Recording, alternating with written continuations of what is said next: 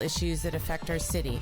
I plan to showcase organizations and heroes who are doing amazing things to help others. Remember to tune in every Tuesday morning at 10, starting soon.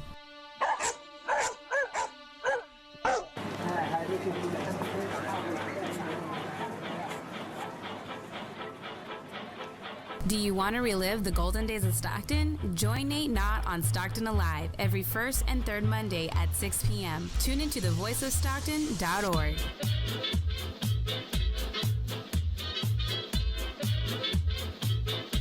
This is a production for the voice of San Joaquin. Porque nos vamos a enlazar con el mero, el gallo de Zacatecas. That's right, homeboy. El de Poyá, You got it, homeboy. Ahí les voy. Dicen que soy poderoso, yo solo soy su amigo. No hace falta averiguar, saben a qué me dedico. Me gusta vivir muy bien, aunque me siga el peligro. Nosotros somos los Tucanes de Tijuana y nos vamos directamente. Adelante, échale, primo. Hay que hacer ruido para que se mire la polvadera. Ahí le va. Mi gente le gusta la neta. Escuche en su carro, en su avioneta. Si prefiere mejor en bicicleta o en casa de su suegra Petra. Sin pelos en la lengua. Sin pelos en la lengua. Sin pelos en la lengua. Se escucha la neta. Hay que hacer ruido. Sin pelos en la lengua. Hay que hacer ruido. Sin pelos en la lengua. Para que se mire la polvadera. Sin pelos en la lengua. Se escucha la neta. Es la neta. Una producción del DJ Mix para el nuevo Imperio Enterprises. Radializando. Sin pelos en la lengua. Sin pelos en la lengua. Es la neta. Sin pelos en la lengua. Sin pelos en la lengua. Gallo. For more information on the Voice of San Joaquin, go to tvosj.org.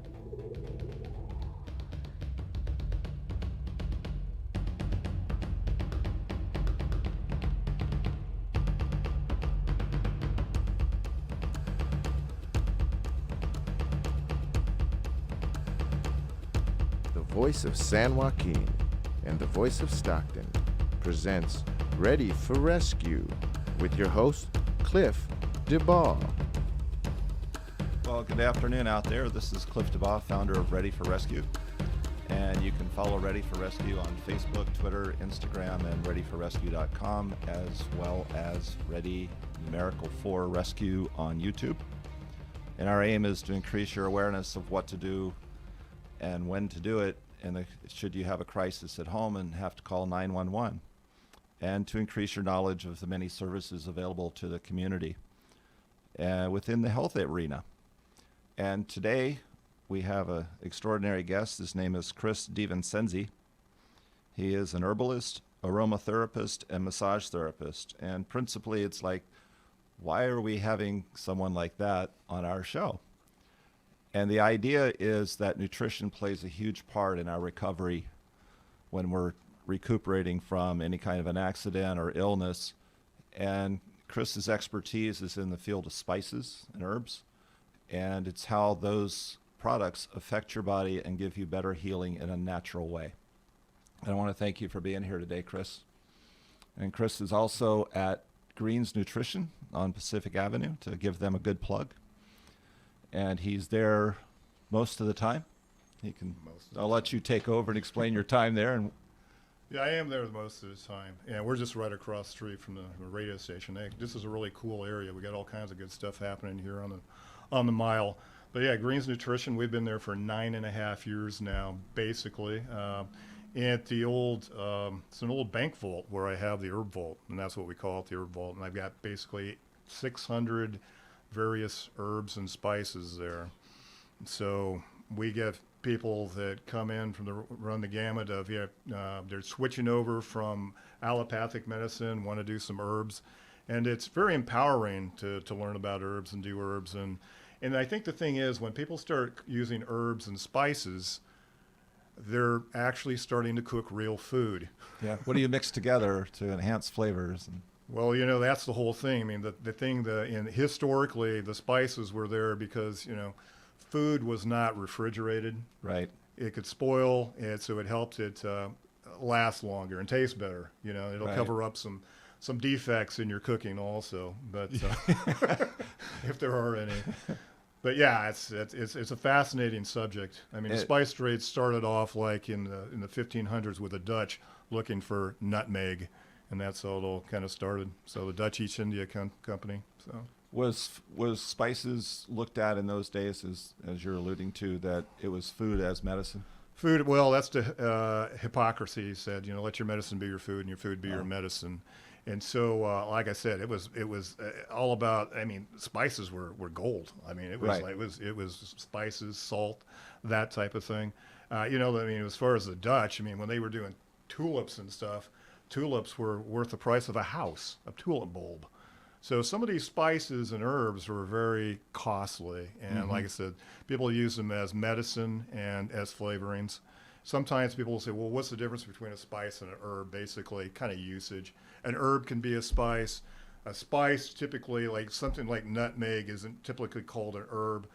Garlic can go either way, be an herb or a spice. But it's usually something to enhance the flavor of food. Most of our herbs, people come in and make medicines. We have classes at Greens. So on our website, greensnutritionstockton.com, you can look. We have classes coming up all the time. We talk about essential oils. We talk about all kinds of botanicals. Keto diet, that's kind of going right now too. That's the going thing. Yeah. Is that spicy at all? But it's real food, and so yeah, you do use spices. Oh, awesome. I think our number one spice we sell is probably cayenne pepper. Man, we're selling a lot of Irish moss too. A lot of Irish moss happens to be because it's got a lot of iodine and trace minerals. And, a lot of people worried about Fukushima when it went. Right. We were getting radiation here on the coast, so people were buying iodine like crazy and this and that. But it's good really good for the thyroid and the bones, and it's an overall, it's a dense nutrient. But the cayenne pepper is something that everybody ought to have at home, because you can, you're not going to die of cancer at home, right away, but you could have a heart attack. So you dump some cayenne pepper in some water, drink it down. It'll give you about 10 minutes, so they can get some emergency medical care and save your life. So really, cayenne is one of the best things to have. What does that do within the body? Do you Circulation. Know? Basically, it regulates blood pressure and increases your circulation. Gunshot wounds, dump a bunch of, well, if you're not going to have a gunshot wound, dump a bunch of cayenne pepper in it to stop the bleeding, regulate the blood pressure, take it internally, and that'll get you to the hospital, get you some help. Well, stroke victims too, this and that. It'll staunch the bleeding. You still got to go to the hospital, right? So the number one, I think I always say, it used to be the 11th commandment for me as far as herbalism, but now it's the first commandment, thou shalt not be stupid. Okay. So I mean, herbalism, if herbalism only goes so far, okay, so I've dumped the cayenne pepper, I've given them some cayenne internally. Right. I still need to get some help, right? Right. So go get the help. So. What's I know when I was over there you mentioned cayenne pepper, and you had like 2 shelves full of different peppers. Yeah. And then what was interesting was you mentioned to me about we misuse black pepper here. Oh, okay, the black. You remembered that. Okay. Yes. So black pepper is mostly a finishing agent. Okay, we can talk about, so when you heat the black pepper up, it turns it into an inorganic substance. I mean, it's still technically organic, it's carbon-based. But the thing is this, so you heat it up and it changes the constituency of it, so it's accepted into the body, but it's not assimilated. And so it becomes an irritant. So you want to use fresh black pepper. Get your pepper grounds, get a grinder, grind it up, and that's the best way to use black pepper. And use it as a finishing, don't cook it. Same thing like with olive oil, it's a finishing oil. Olive oil, burns it, it's not a high heat oil. And it's better because then you wind up, then it's turning rancid, and it's changing, and now you're creating free radicals and stuff. Right. And so that's the same thing with the black pepper. Which is not healthy for you. Not healthy for you. You're trying to get healthy, but then you're blowing it with that. So it's a yin and yang thing. What are some of the better spices to use to keep yourself healthy if you're in a recovery mode from an illness? Or does it matter what the illness is for what you use? Yeah, it kind of matters what the illness is. But, I mean, okay, So I'm going to cross over to like herb land and this and that. So you've had, you're recovering from the flu or something like that. Maybe you want to take a blood cleanser like some red clover. It's a preeminent blood cleanser. An immune system modulator, meaning something that's going to tweak your immune system to put it at its best, something like ashwagandha or something like that. There's a misnomer. Some people think, oh, okay, I've want some energy, so I'm just going to take ginseng. Right. But if you're burning the candle at both ends, it's not a good thing to take. No, they're just if you've burned your adrenal glands out, no. Yeah. So a good thing to take like on a daily basis, it's not bad, is the it's called eleuthero, it's Siberian ginseng. So people throw it in smoothies, that type of thing. We have a green power blend that's really good. It's got about 20 different herbs in it that green, right? Mm-hmm. And so it's got chlorella in it. It's got spirulina. Spirulina is high protein. So like I said, just as you're switching over, you're starting to be more conscious of what you're putting in your body, and that's the thing. I like to tell people, they come in for the one herb that's going to fix everything. And I go, well, there's no one herb that's going to fix your problem. I go, what's your poison? What are you doing to yourself? Are you watching the news before you bed? You're not getting enough sleep. Are you, what are you, too much caffeine? What's your deal that you need to modulate to fix so you can get better? So yeah, why are you here? Yeah, why are you here? Because you've poisoned yourself somehow. Sometimes it's just something like I can't sleep. Go walk around out in the grass, go find some nice grass and ground. Take your shoes off and ground and dig around in the grass. And then put a little lavender on your feet and go to bed. And don't watch the news before you go to bed. The news will kill you. So. Now, if if somebody has like high blood pressure, what would they do? An easy thing for that may help. We're not making medical claims here. Right. No, that's the thing. Okay, here's the caveat. This is what I do all the time. I always say, historically, this is what people have done. See, I don't have a medical license. I don't have a license to kill. Right. I have basically. Did I say the wrong thing? Anyway, no. Okay. Let me. There's a caveat also for Western medicine. I get hit by a train.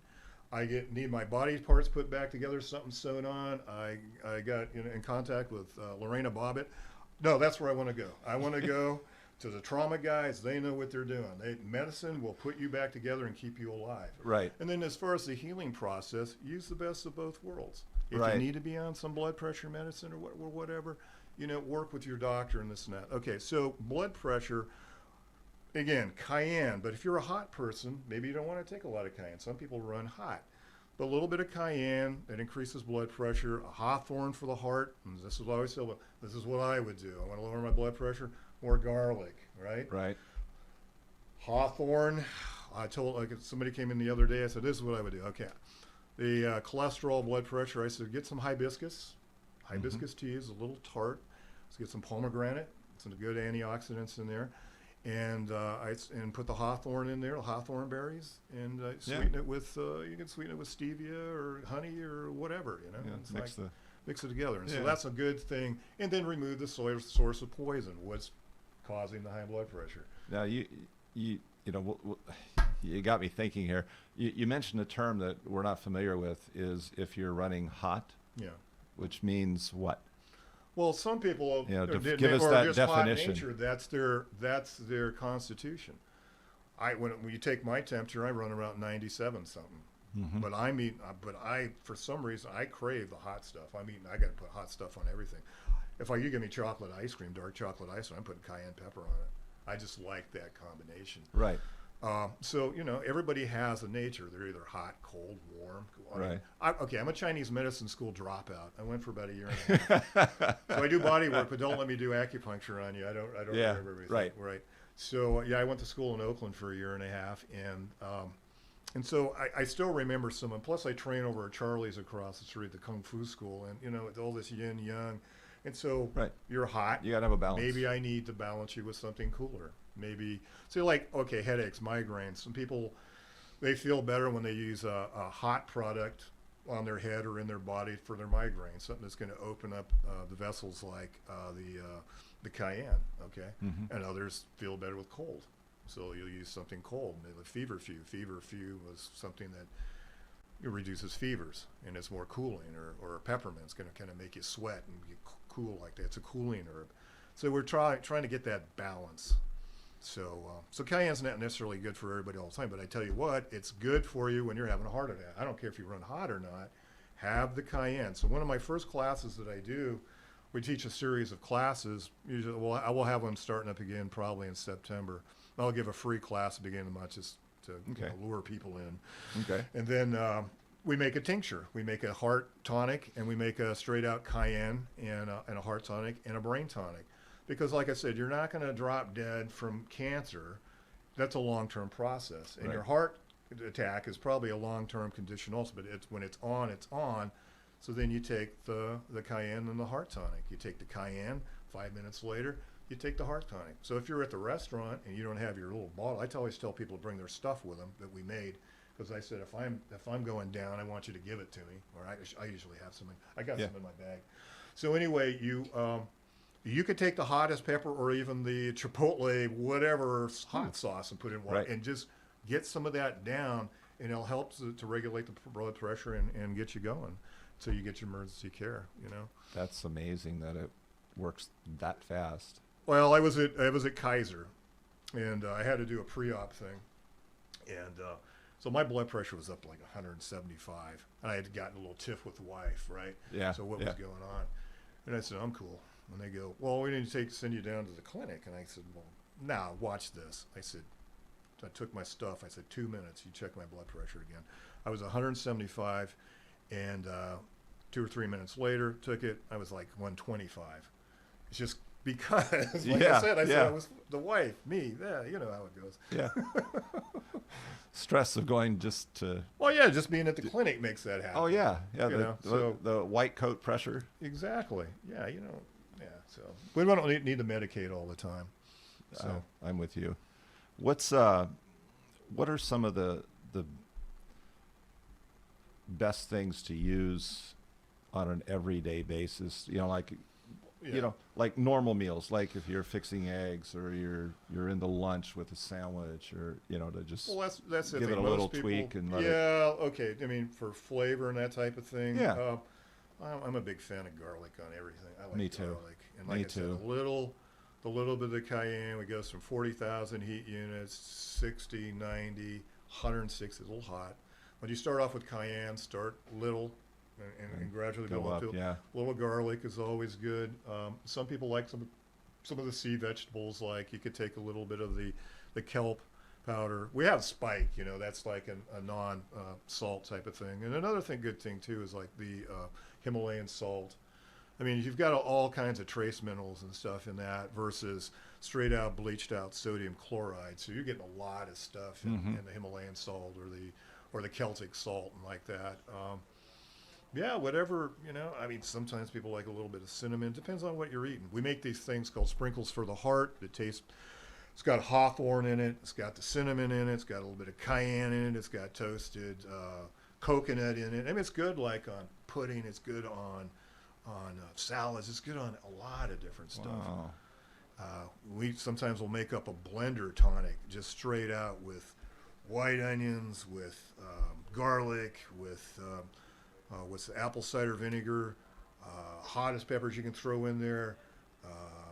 And it's like instant medicine. You just put it all in there and blend it all up, and then you got like a little bit of salsa, but it's instant medicine, for especially cold and flu, viruses and such like that. And so there's just all kinds of tweaks. I know that last year when that flu was going around, I got it, but I ate extremely spicy breakfast, lunch, and dinner. Yeah. I had it for a few days and not as long as 3 or 4 weeks that some of my friends had. So you got a flu. So you didn't immediately go out and try to stop the fever. No. Yeah, you ride the fever out. You can encourage the fever a little bit with some like elderberry flowers or peppermint. And peppermint's going to kind of warm you up, and then it's going to cool you down also because you're sweating. But yeah, you want to work with the fever, and because the fever is burning the bad bacteria. Right.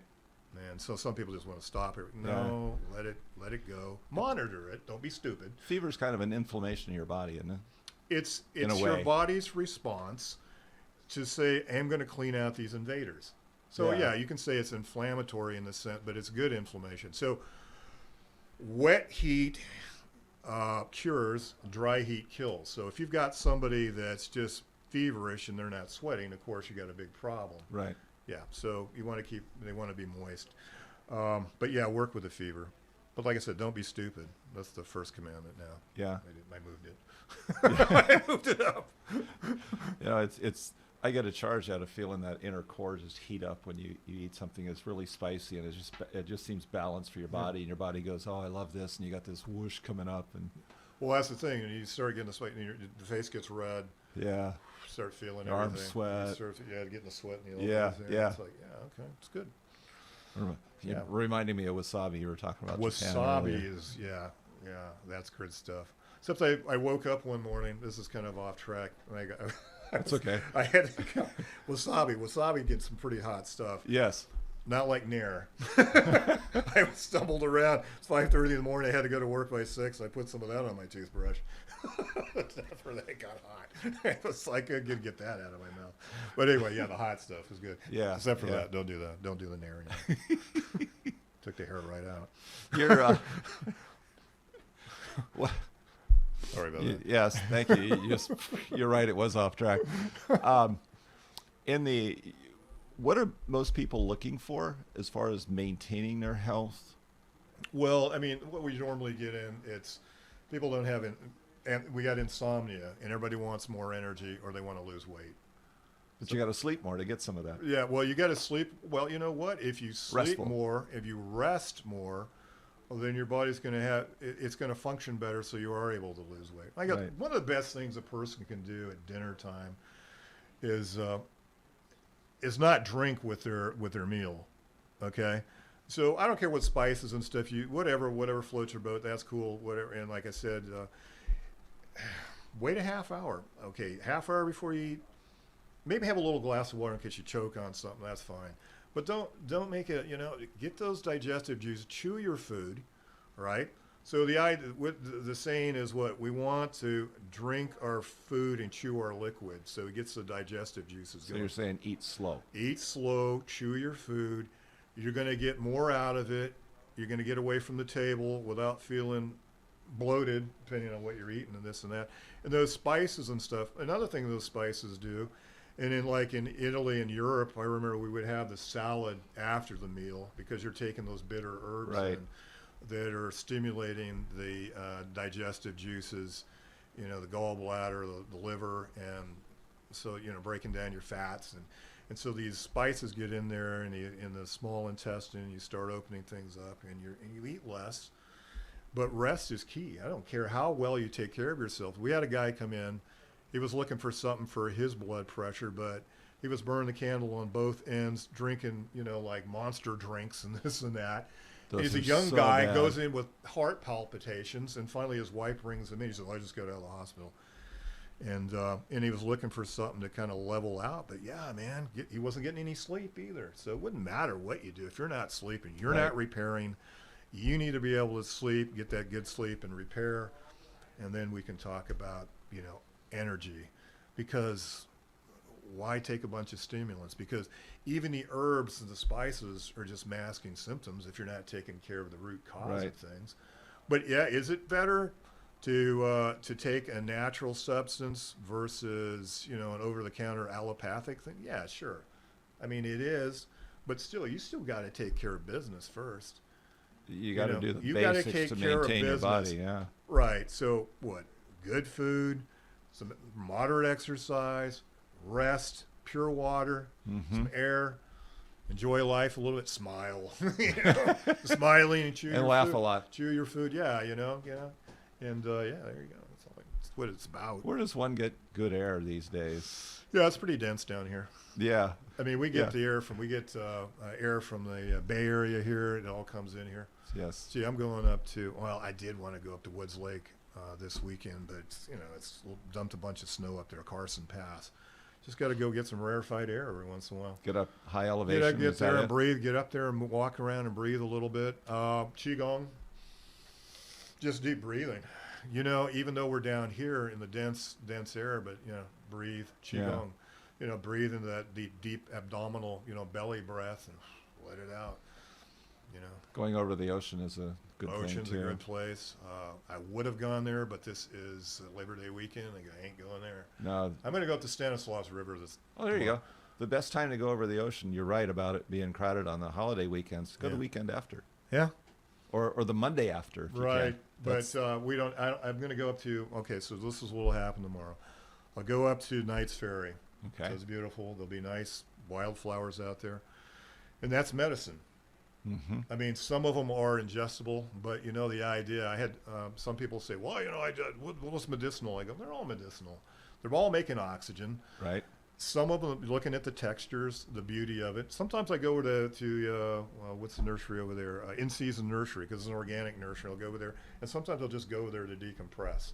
You go around, they've got herbs and stuff. I'll sniff the little herbs, and they go out back. We have a foraging class there, so usually once a year. And that's mind expanding, because then you see, hey, look, these things grow in my yard, these so-called weeds, but they're actually herbs and medicine I can utilize. I could take you on a nature walk around here. Just even these little flower boxes, there's all kinds of herbs and stuff. Got to watch out. That's where the dogs go. So, but pick those. But the idea is the beauty of the flower, the herb itself, the textures. But you said something really important too, is that it can be as simple as going over to a nursery and just walking around the nursery. Exactly. It's very relaxing. I like to go out to Delta Tree Farms. Okay. Or up to Green Acres up in Elk Grove sometimes. Is Mr. Douglas there? I don't know everybody by name. I'm sorry. I know Green Acres. Yeah. Arnold, got it. Arnold Ziffel. I missed. Arnold there. That'd be cool. I missed that reference. Yeah. And I'm old. I have to admit, I'm old enough to remember that. Arnold, and Mr. Zucker. Yeah, Mr. Zuckerman. But that's it. I mean, you go to a place of beauty. You talk about breathing the air. Go to a place of beauty. Mickey Grove out to the Japanese garden out there. That's the just order, the so beauty, relaxing. the textures, the colors. I mean, I'll go around and see a flower. I sniff it. I mean, if it's a rose and it's higher than where the dogs go. But other than that, there's a nice stinging nettle I saw growing out here. It's good. That's anti-inflammatory. It's a great herb. It's one of the best herbs around. Stinging nettle and dandelions that everybody digging out of the earth all the time. Good stuff. Oh yeah, I've got some. I just forgot, but the whole plant is medicinal because I looked it up. It's not dandelion. They're like a chili. They have a chili taste to them. You can eat the flower buds and. Oh, you talk nasturtiums. Oh, nasturtiums. Yeah, those are great. Every part of that plant does something good for you. Make you could even pickle the things that might make capers out of them, the little flower or the seed pods. The seed pods. Too hard. But nasturtiums are great. Yeah. There's a lot of flowers that you can throw in salad and stuff, violets and things like that. I mean, they're medicinal. Besides looking at them and smelling, they smell good too. And you know that's why you go to the nursery. I mean, it's kind of a quick pick me up to walk around. They're usually really tranquil. Yeah, that's why I go there. You decompress. There's a number of city parks that don't get used that much that you can go to. You just have to know where they are. I've got a really nice. I mean, we're in the vault over there. I mean, it used to be a bank, and there's 3 vaults in that building. One of them is an office for Werlos, but I mean, they're under the lights, and I got to get outside. I got to see some different stuff or whatever. It's like I remember when I was in Chinese medicine school, there were some phenomenal herbalists, or were running the pharmacy. But they couldn't tell you what a live plant looked like. They had no idea. They were really good with the pharmacopoeia, the dried plants, and knew how to put stuff together. But my whole thing too is like in the springtime, I like to take people out, and it's what's an eye opener. It's just taking them around the neighborhood here. Oh look, and there's some shepherds. Oh, there's some nettles over there. Oh look, there's chickweed over there. This and that. It's just all around you, and their medicine, their food. Yeah. And you're in your yard. When do you do that? Well, that's usually in the springtime. Right now, everything's starting to dry out. So I don't know. The last couple of years with in season, I went over there one time and we decided, well, let's do a foraging thing. I've taught a class over here at Greens, and about weeds, so-called weeds. What's a weed? What the plant out of place? Sometimes tomatoes, volunteer tomatoes are weeds, but to me, everything's pretty much usable. So you get a blender. You take all these so-called weeds that are growing out all over the place. You get them from. You got to. There again, harvesting. You gotta use your head. You don't pick right next to the road or where the dogs go. Right. You got to be back a ways. You don't over harvest anywhere. You harvest in a good way. You don't just rip everything out. Just what you're going to kind of use. like, you know, even say a little prayer, have a good intent, and leave stuff behind, and leave an offering if you need to. Whether it's your prayer, a little tobacco, a little cornmeal. I mean, I do that. Yeah. I carry all this stuff in here. I just do it. And so you go out there, and then pineapple juice, cold pineapple juice is really good with any of these weeds out there, and you throw it in there. You got a nice green drink, and you're getting all these micronutrients and minerals and stuff. So I started doing that, and then so Eric over there goes, "What are you doing?" He goes, "Well, man, I'm gathering for a class." He goes, "Oh, we should do a foraging class." I said, "Okay," we did it. So we did a foraging class, went out back because we got an organic lot. Right. Go out there, we could bring the people out, identify some plants, and then we sauteed some. We made a salad, made the drink. So it's just it's mind expansion. It's like, wow. I mean, it just opened up a whole new area. I said, so next time, I said, you go over that UOP bridge over there and you look out there, yes, you're going to have a different idea. It's not just weeds. It's not just actually usable stuff. So this side of the river, you had the Yaquets people. On the other side, you had the Miwok people, and that was food and pharmacy out there. Right. And you can do that. I remember like years ago when the first so-called boat people came over in the early 80s, they were all out harvesting and out in the fields and this, like, what are they after? You know, yeah. I didn't know what they were doing. Because I was doing, back at that time, I was working mental health, and I was passing out med cups full of all kinds of pretty pills. And everybody got a stool softener because their innards were all messed up. Right. So like I said, getting back into herbs and spices, you start getting back into real food. And people are at that place. Unfortunately, usually it's the last resort, but it's the best thing that they can do. It's the last resort, and they're coming back from the dead or nearly dead. There's still hope if you're mostly dead. If you're all the way dead, there's no hope. Wasn't there a switch in medicine there was a switch where they were from using pretty much natural remedies, and then pharmaceuticals started coming into play, and what we call modern medicine. Yeah, which modern medicine, when they taught this medicine or folk medicine or simple medicine, I mean, it's age old. I mean, we had to do that type of thing. So yeah, it comes back. Kind of things started really switching like in the 1500s. When you're talking about alchemy, and alchemy is not a bad thing. I mean, anybody, we need to work with our own alchemy, turning our own lead into gold, whether it means progression and that type of thing. Right. But there's a guy, I love his name. His name was Theophrastus Bombastus von Hohenheim, and so he was given the nickname Paracelsus. So Paracelsus, his father was an herbalist, alchemist, and Paracelsus he was kind of like the father of modern chemical medicine. Mm. Okay, so back then, I mean, to be a doctor, I mean, you might be going to school for 16 years. You'd be doing, some heavy duty stuff. I mean, even compared to today, you had knowledge, but you had the knowledge of the time. It necessarily wasn't always correct, right? But you had some knowledge.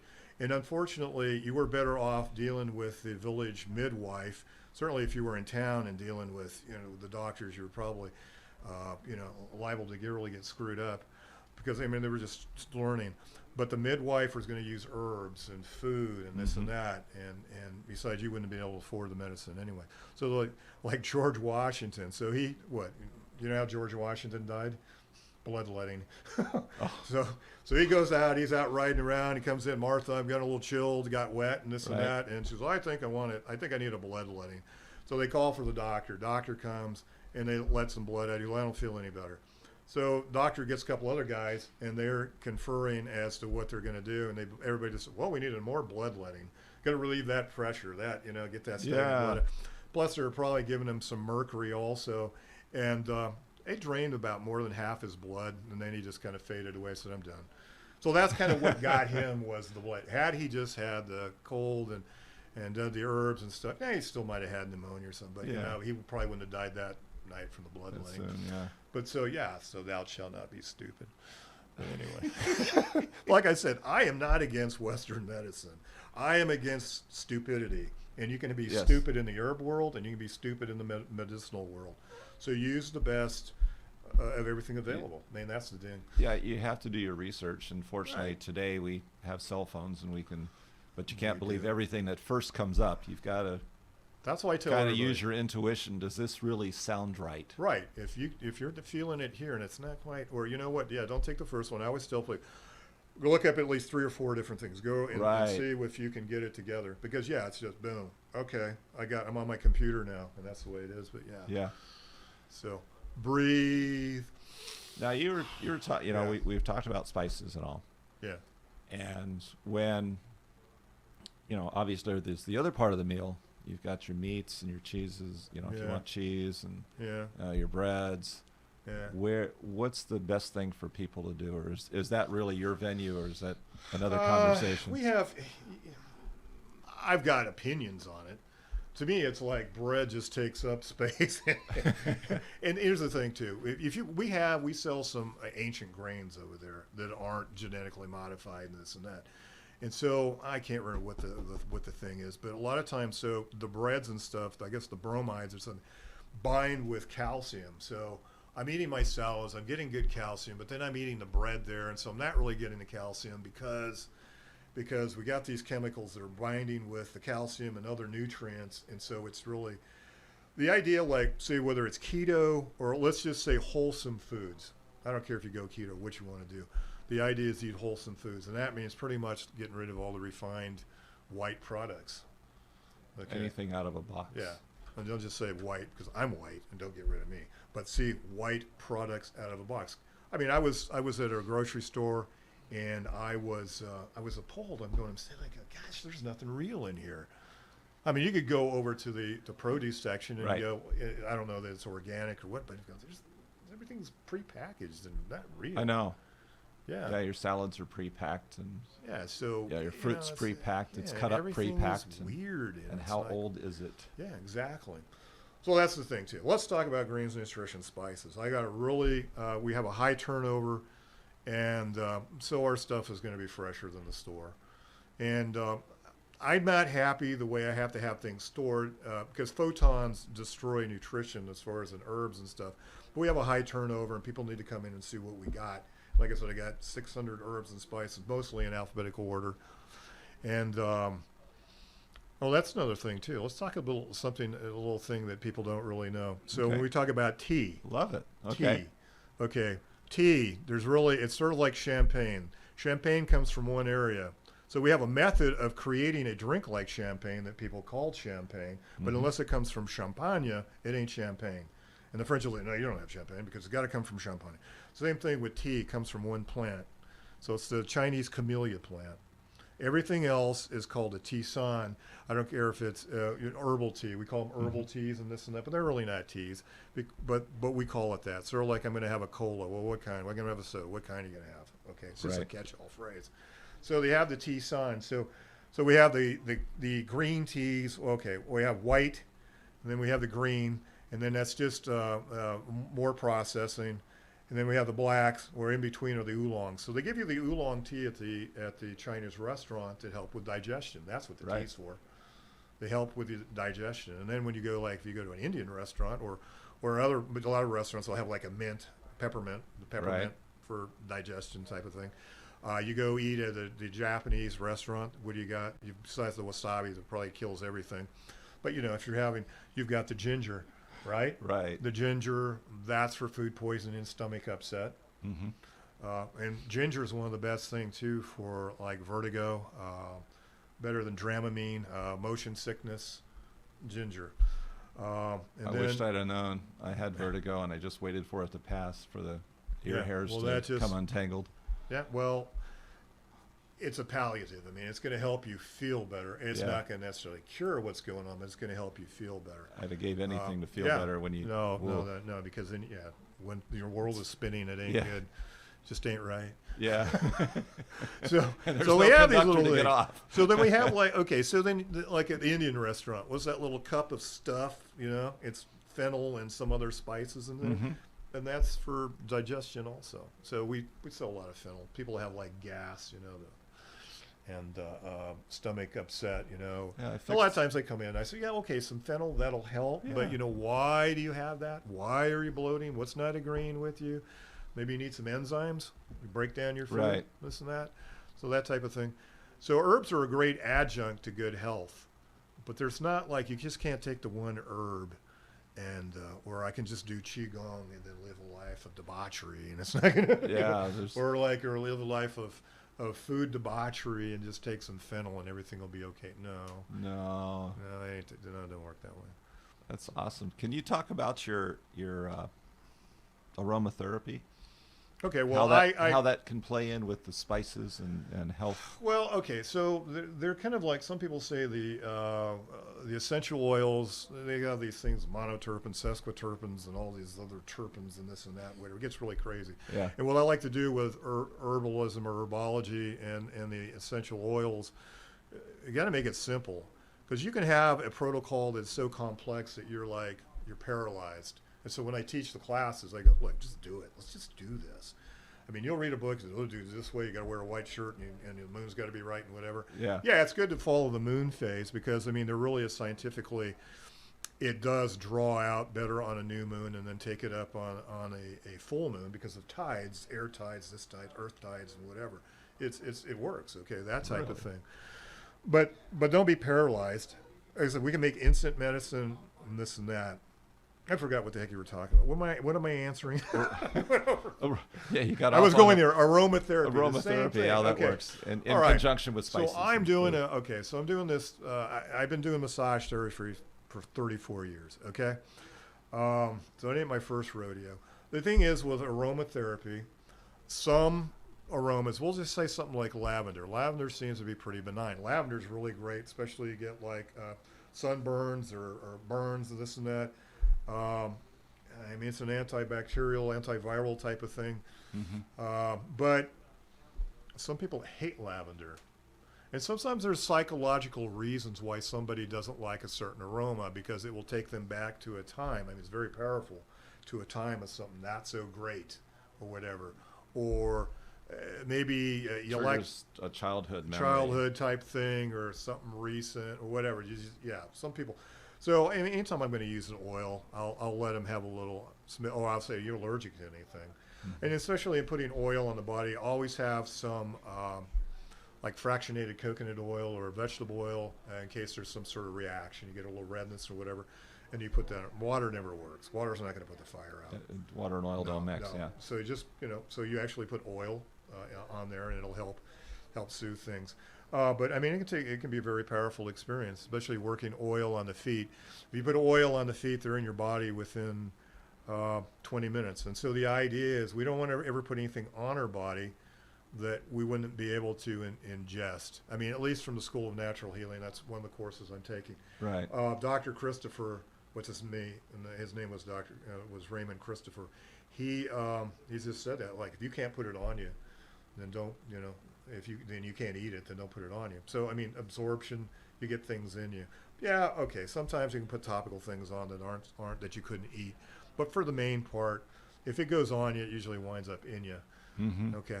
So the same thing with these essential oils. I mean, the pores on your feet, I mean, you got these large pores, you got a bunch of on there, and they absorb really quick. If you put garlic in your shoe, you're going to have garlic on your breath in 20 minutes. It just does. And so these essential oils get into all the interstitial spaces in between and actually clean things out. Mm-hmm. So there again, this is a caveat also. Somebody came in, they heard that cilantro is really good for heavy metals. Well, it is. But if you don't have your digestive tract cleaned out very well, and you just go through a detox, where's it going to come out? Going to come out your skin. So they go, all this stuff. So a lot of times people will come in, they'll take something and go, it made me break out. I said, well, good for you. Just, cut back a little bit and keep taking it. And they said, your body is trying to get rid of stuff, drink some more water and flush things out.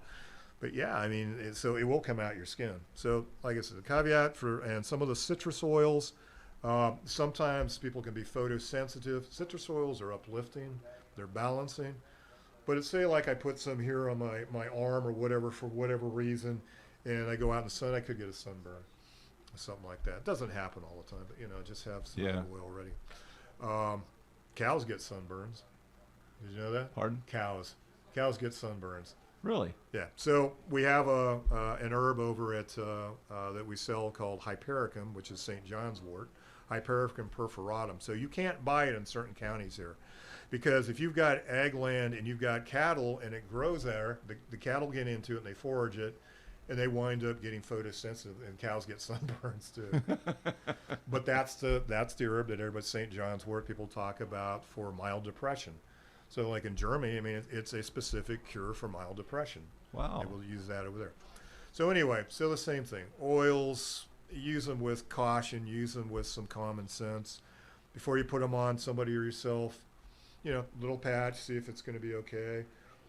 It's not, if you get starting to welt and skin steaming, then don't use it. But for the most part, and so you want to use the highest quality oils possible if you're going to do any ingestion. Mm-hmm. And there are people that are deadly against, don't ingest these oils. These oils are so concentrated. I mean, they're 1,000 times more concentrated than herbs and that type of thing. So just, but we have some oils over there that some people can ingest and this and that. But still, you want to have high grade stuff when you put it on. We sell the best stuff around. So that's awesome. When you do your massaging, do you do that at Greens, or is that a whole nother section to what you do? I do. Okay. I do it over there. I don't know how much longer I'm going to be doing that. I mean, I mean, I'll probably always help somebody out with massage. I'm kind of transitioning into teaching Qigong and that type of stuff. I've been doing, like I said, massage for 34 years. So it's like, I don't know. My hands are fine. I mean, I use them they can cure or kill. So Charlie teaches me to kill. No, Charlie's a good guy. Do you know Charlie? No, I haven't met him yet. Yeah, Charlie's Wing Chun. So we're just opening up the new part of the school over here. He's got the cafe down there. And, his wife's got the rock shop over here, or the Emporium. This is a really cool area. I mean, it's good. You got it's just cool. I mean, and hopefully they'll develop this block down there that got shut down. I understand they're actually starting to do some work inside. But yeah, it's like I said, this is a nice. I grew up here. This is my playground. This is your playground. This is my playground. Everything I do is here. But everything, I went to school here. I grew up here. I went away for 4 years when I went in the service. But other than that, I mean, it's just like.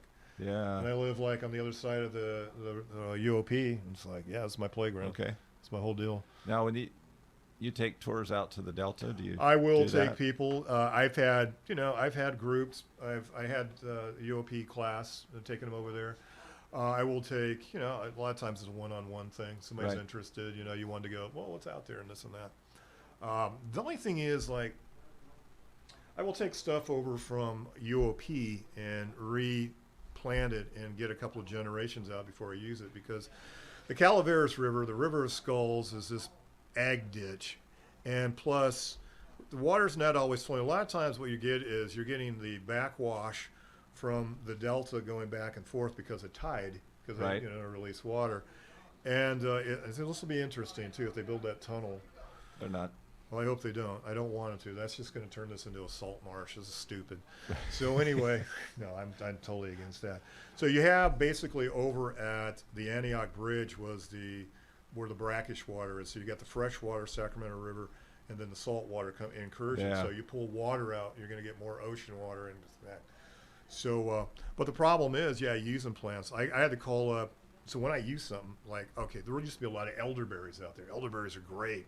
In fact, sometimes it's hard to keep them in stock, especially cold and flu season. You've used elderberries? Yes. So, elderberries, what they do is they stop the virus from getting into the cell so they can replicate and do their thing, right? So we make the elderberry syrup. I used to make some, I almost said the bad word. Great elderberry syrup. And so 7 deadly words, the only thing we're restricted on. Yeah, kick. The rest. So anyway, elderberries. And I would put like some cinnamon in there. It was good for circulation. Some, and you put a little cayenne in there, and we put a little garlic in there, and what else? And honey, and it's great. And that's that good preventative, and get in maybe a little echinacea for the prevention. But you can't just take stuff out there because it's and especially with the homeless people dumping batteries and all kinds of junk and stuff out there and waste. I mean, unless you have a sample of that area, I mean, you don't know what to use. Like I said, thou shalt not be stupid. Because the plant takes up what's it's in the going ground. to take up what, Right. and so don't be stupid on that. You know, you've mentioned cinnamon a lot through the time here, and can you explain the difference between cinnamons? Okay, so there are So I got one that was kind you of got the bland, cassia, and then I got one that was very spicy, and they which have I really they got loved. different oil contents to them. Like the Vietnamese stuff is pretty heavy duty. Then we have the Ceylon cinnamon, which is pretty light, and a lot of people we're buying the Ceylon cinnamon for diabetes and sugar control, that type of thing. The Vietnamese is really pretty potent as far as taste. But then again, too, I mean, cinnamon is warming, so it's going to increase in circulation and digestion, and it's a good antioxidant. It's a good thing. Plus, it tastes good. Yeah. And so, there's different versions of it. They go cinnamomum verum, true cinnamon, cassia, this and that, whatever. I mean, there's like sort of like vanilla. There's Madagascar vanilla. There's Tahitian vanilla. There's Mexican vanilla. I guess vanilla supposedly originated in Mexico. My wife's from Tahiti, or the island of Huahine. So when we went over there, we got these big bundles of vanilla, which I don't know if you can get anymore. But I've been using the same vanilla for 30 years. So you get vanilla pods. You want real vanilla, you get vanilla pods, and you get some Bacardi rum. Get the clear rum. And Sounds you put good it in so there. far. Right. And every time you open it up, you want to take a swig. And you put it in there and you let it soak, and your vanilla is gonna, it's gonna turn the water, or the Bacardi, the clear Bacardi, you can turn it brown. You got your vanilla going, and that's what you use your vanilla. That's just straight out rum and vanilla, and you pour some off, you pour some back in. Yeah. I've had the same pots for 30 years. Oh my God. Yeah, it's great. So that's a good way to get your vanilla extract. All natural and it tastes so good, and a little swig. It's all good. It's all good. It's medicine.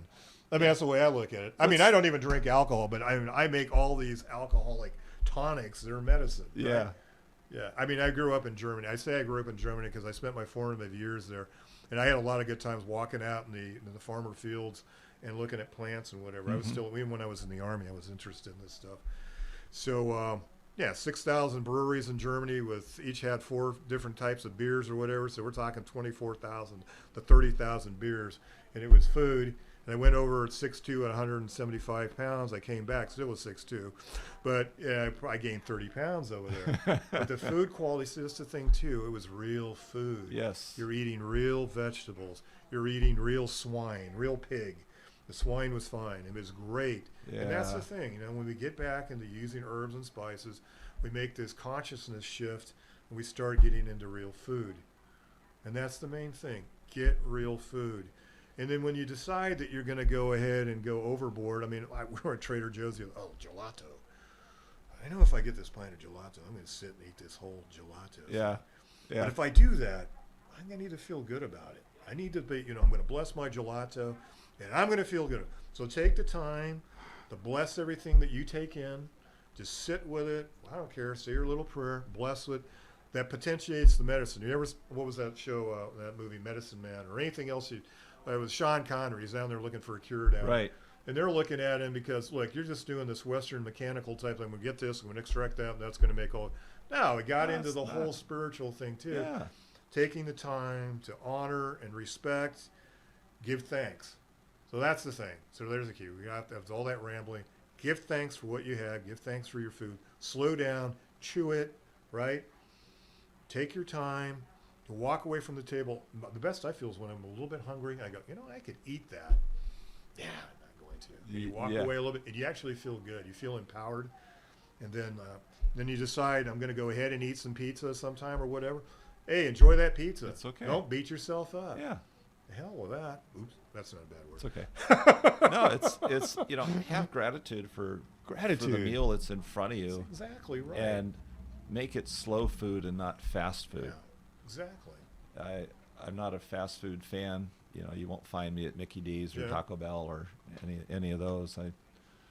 I tend to haunt more of the Asian culture. Yeah, I love food. that stuff. Yeah. We got a good restaurant over here. I mean, it's just all this The whole, Korean restaurant down here, Tofu House, is wonderful. Sit down with all them little kimchi things Oh. and sit there. Yeah. Oh yeah. That's great. That's like a meal in itself It's when they serve it. wonderful. But you're taking your time and you're sharing it with somebody. And you're just Yeah. Chopsticks make me eat slower. I love using chopsticks. Yeah. Great weapon too. I don't know about that side, but it's like it's an extension of your fingers going in. And if you want to eat with your fingers, you can do that too. I mean, it's in Hawaii, that's when you get into the traditional side. Well, I've done the Polynesian thing. I guess my wife's Polynesian, so yeah, you've got to do that. If you're available, what about? Okay, we talked about massage a little bit. Yeah. You do Swedish, Reiki, and Shiatsu. Shiatsu, right. What are the differences? Shiatsu. Everybody, it's like, well, I do that, and everybody goes, oh, okay, and nobody knows what the differences are. Shiatsu, so some people help us out on it's that. not the little Japanese dog. It's not Shih Tzu. It's Shiatsu. Can be. I'm sorry if I mispronounced. It could be that. No, it's Shiatsu. Okay. Shiatsu just means basically finger pressure. We still got time or no? Yeah. All right. So it means finger pressure. So we use the thumbs and this and that. So they have this other thing, a warm up called ama, which kind of push pull type thing. So Shiatsu means finger pressure. A lot of thumb work. Okay. So when we get into I don't know if it said reflexology on there. So reflexology. It doesn't say reflexology. No. Well, that's a miss. It should have. Anyway. So reflexology is something where we work the different points on the hand and the feet, mostly the feet, and there are points that correspond to every part of the body on the feet except for the foot. You don't have a foot reflex point on your foot, right? Yeah. But all throughout the body. So when we walk barefoot, that grounding thing, especially on a little bit of uneven ground, so you're getting a little massage through your whole body, we're releasing toxins, we're breathing, we're being kind of like, gosh, this feels good, walking, this and that. Swedish is basically long strokes. You've heard like petrissage and moving and kneading and the long strokes with oil. Shiatsu can be done right here. I don't need any oil or anything like that. What else I got on there? That's it. Those three. Reiki is Reiki. Yeah, Reiki. So Reiki is basically a hands-on healing you don't have to touch. You can be 2 or 3 inches off the body. And it's called universal energy work, basically. And so you can't hurt anybody with Reiki.